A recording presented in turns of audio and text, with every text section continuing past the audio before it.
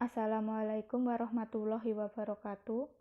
Saya Firda Nur Aini. Saya akan menjelaskan sedikit tentang kemiskinan dalam perspektif Islam.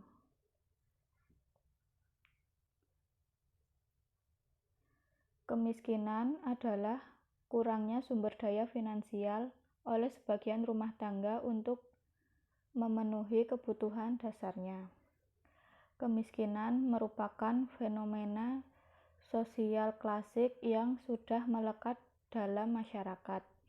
Ukuran dan pengertiannya bersifat relatif bergantung pada kondisi sosial ekonomi masyarakat tersebut.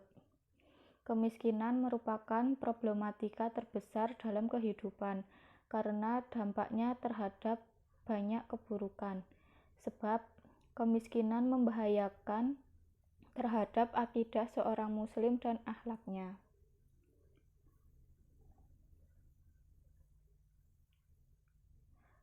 Kemiskinan absolut menurut syariah. Pertama, dapat menggunakan dua pendekatan, yaitu penggunaan konsep had al-kifayah atau batas kebutuhan hidup minimal sebagai dasar perhitungan garis kemiskinan. Penggunaan konsep nizab zakat penghasilan sebagai dasar perhitungan garis kemiskinan.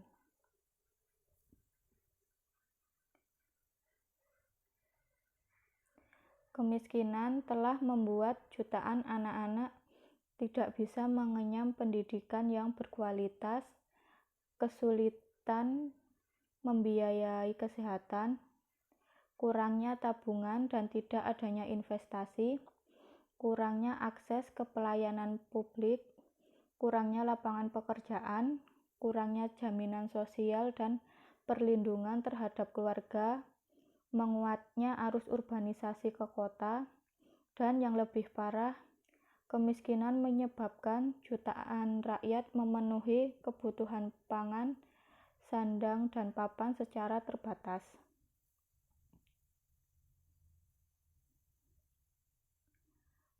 Ada dua macam kemiskinan. Pertama, hardcore poverty, kemiskinan yang parah, biasanya fakir miskin.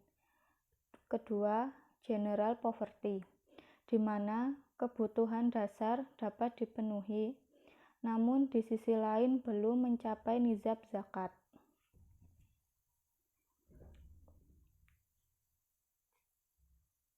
Ada tiga macam dimensi kemiskinan. Pertama, sisi sosial. Dalam kehidupan harus saling memberi, saling melengkapi, dan saling membantu.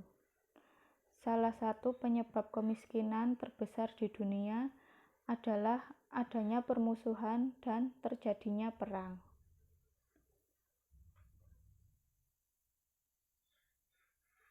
Dua, sisi spiritual. Tidak menggenggam kekayaan di dalam hati, dermawan dan penuh kasih sayang, martabat orang miskin tidak buruk, dan di dalam Islam martabat mereka harus diangkat, tapi juga harus mandiri.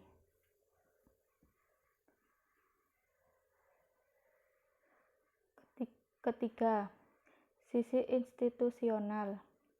Minimnya akses dan kesempatan mendapatkan pendidikan yang layak, pengelolaan zakat, sedekah, dan wakaf yang tidak dilakukan dengan profesional.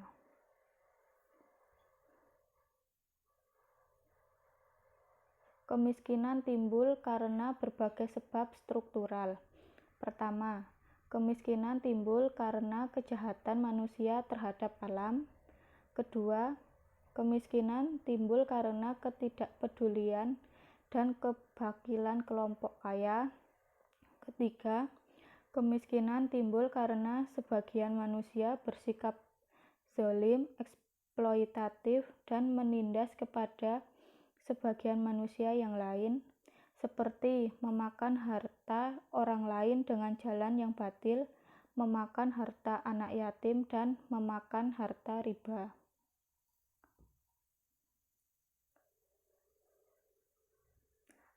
Keempat, kemiskinan timbul karena konsentrasi kekuatan politik, birokrasi, dan ekonomi di satu tangan. Kelima, kemiskinan timbul karena gejolak eksternal seperti bencana alam atau peperangan, sehingga negeri yang semula kaya berubah menjadi miskin.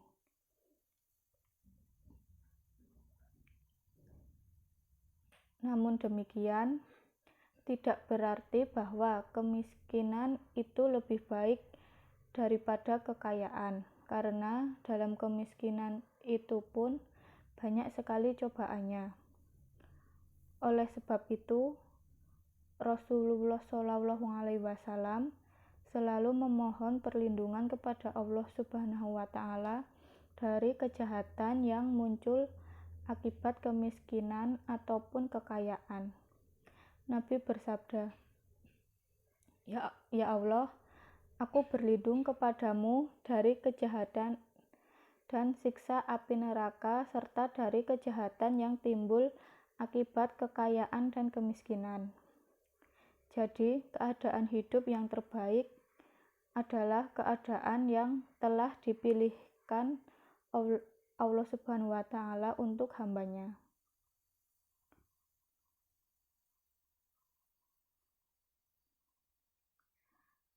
Di tengah problematika kemiskinan, sebenarnya zakat biasa menjadi instrumen yang sangat solutif dan sustainable. Zakat sebagai instrumen pembangun perekonomian dan mengentaskan kemiskinan umat memiliki banyak keunggulan dibandingkan instrumen fiskal konvensional yang telah ada.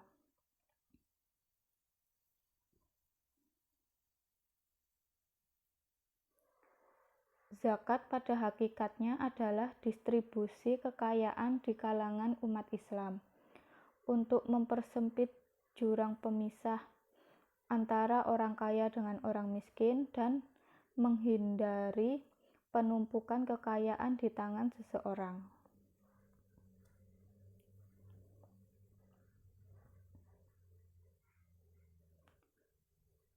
Menurut Qardawi, Islam tidak pernah melupakan mereka. Secara tegas dan pasti, Islam telah menentukan hak mereka dalam harta orang yang berada, yaitu berupa zakat. Jadi, tujuan utama zakat adalah menghapus kemiskinan.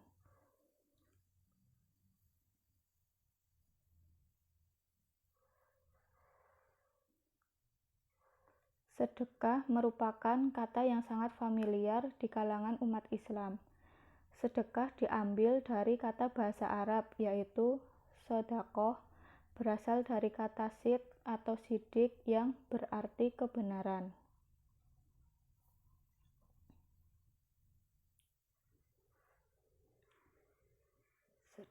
Sedekah tidak mengurangi harta. Sedekah adalah ibadah yang tidak akan mengurangi harta, sebagaimana dijelaskan Rasulullah SAW. Meskipun secara tersurat harta terlihat berkurang, namun kekurangan tersebut akan ditutup dengan pahala di sisi Allah Subhanahu wa Ta'ala dan akan terus bertambah kelipatannya menjadi lebih banyak.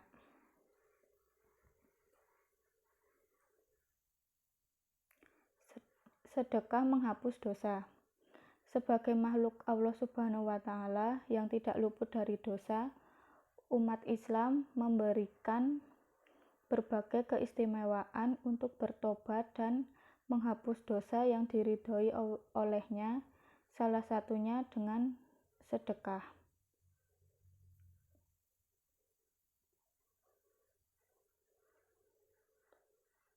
Sedekah melipat gandakan pahala. Sedekah memberikan banyak keistimewaan kepada pelakunya. Salah satu di antaranya adalah Allah Subhanahu wa Ta'ala akan memberikan pahala yang banyak untuk orang yang bersedekah.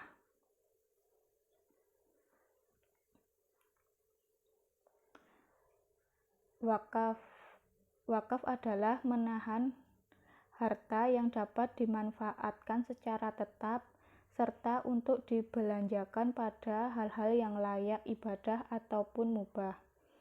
Wakaf hampir mirip dengan sedekah. Bedanya, sedekah atau hibah adalah memberikan harta tertentu yang habis pakai. Sementara itu, wakaf adalah memberikan harta yang punya nilai waktu tertentu.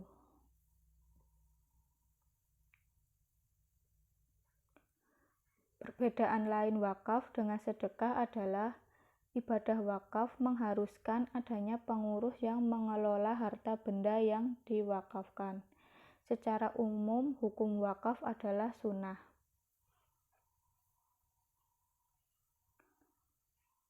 Kesimpulan, supaya seseorang lepas dari kemiskinan adalah dengan mengelola keuangan mereka dengan baik, mengembangkan dan memaksimalkan sumber daya dari segala aspek, memperluas lapangan pekerjaan, pemerataan fasilitas pendidikan dan kesehatan, dan pemerintah memberikan subsidi bagi usaha kecil UMKM. Selain itu, seseorang juga harus menyisakan sedikit hartanya untuk berzakat dan bersedekah, dan juga bisa melakukan wakaf dengan apa yang dimilikinya.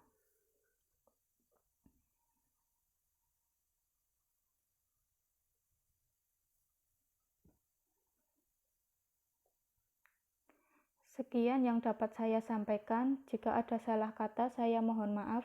Wassalamualaikum warahmatullahi wabarakatuh.